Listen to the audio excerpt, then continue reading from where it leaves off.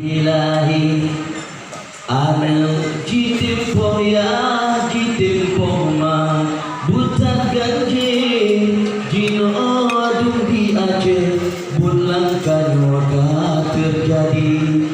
akidah terlambat dan pergaulan menjahit metama long narkoba penghancur generasi.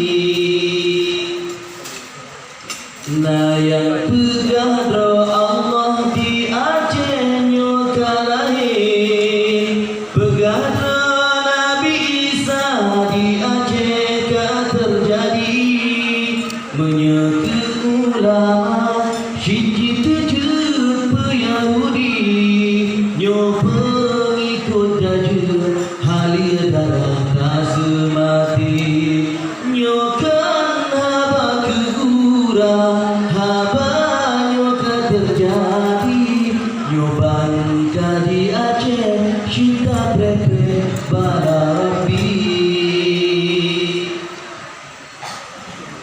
berjagaan nyawa pama dengan ayah berpetuli Allah nepasa iman dalam dada benekala sikula sampai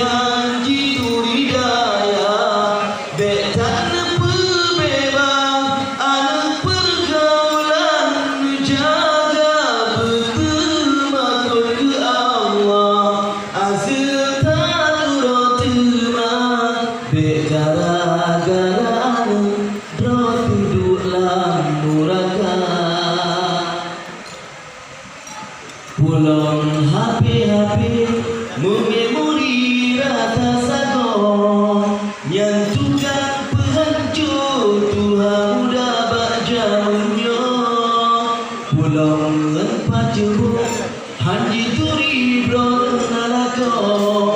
asai megairah kamu agam cinta tampo kan hanjin megaul tapi berjaga roh lagi